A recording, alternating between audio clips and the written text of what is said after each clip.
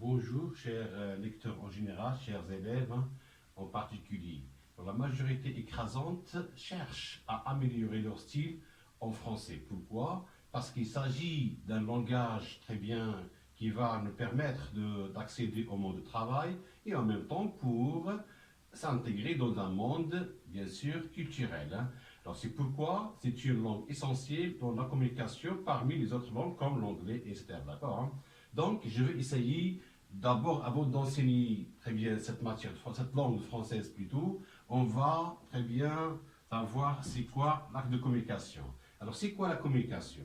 La communication est un message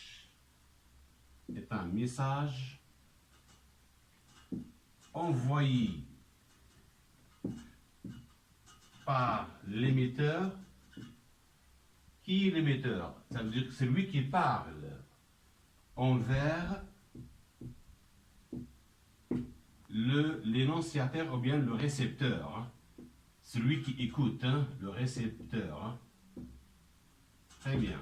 Dans cette phrase-là, je vais expliquer. Très bien. Un message envoyé par l'émetteur envers le récepteur.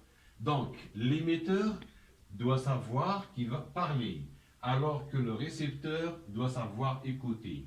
Pourquoi? Parce que selon un adage, celui qui parle sème, celui qui écoute récolte.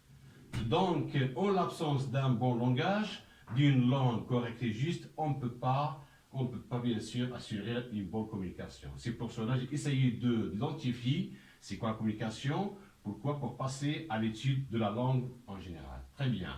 A, identification. B, les éléments de communication.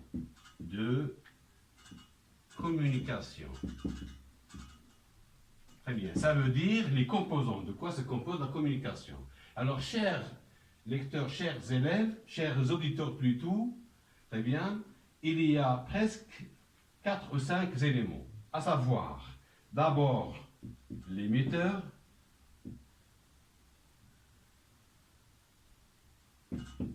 ensuite, le récepteur,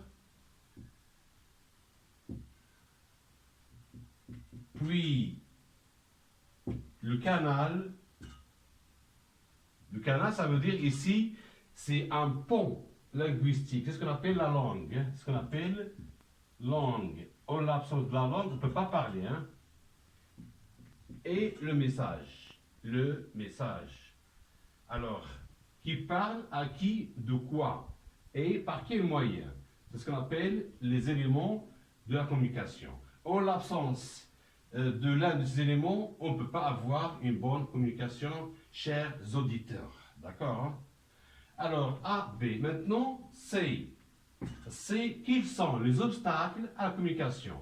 Par exemple, si une personne timide, est-ce qu'il pourra savoir parler? Non. Se communiquer? Non. Si une personne, par exemple, handicapée mentale, est-ce qu'il peut se communiquer? Non.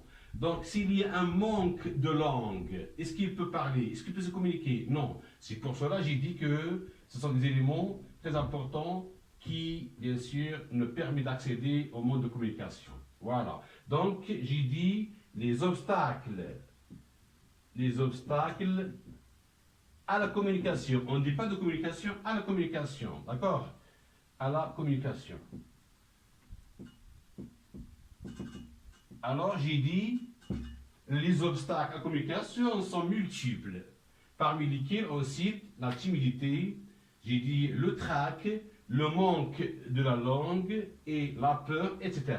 Donc, ça suffit pour l'instant. Je vais continuer prochainement et je vous remercie d'avoir suivi, chers auditeurs. Merci.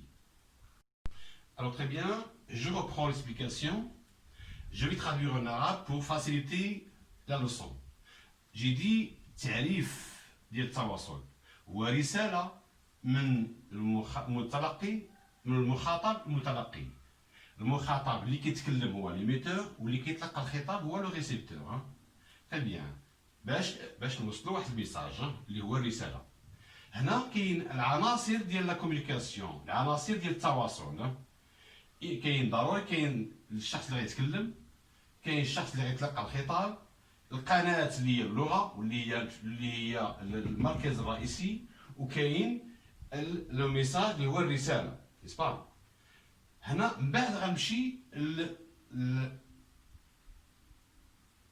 لي زوبستاك، سا فو دير العائق او الحواجز، العوائق ديال التواصل. شنو هي المسائل اللي ما تخليش نتواصل؟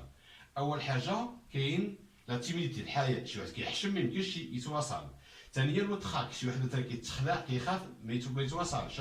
ثالثا اعاقه ذهنيه كتكون ابيل لو ديكاب مونتال ما يتواصلش، زائد النقص في اللغه، وهذا هو اللي غنركز عليه. وعليه غادي نحاول ندير واحد المجموعه من الدروس باش نحاولوا نتجنبوا هذا النقص في اللغه، وبالتالي غنتواصلوا وندمجوا سواء المجتمع او في سوق الشغل.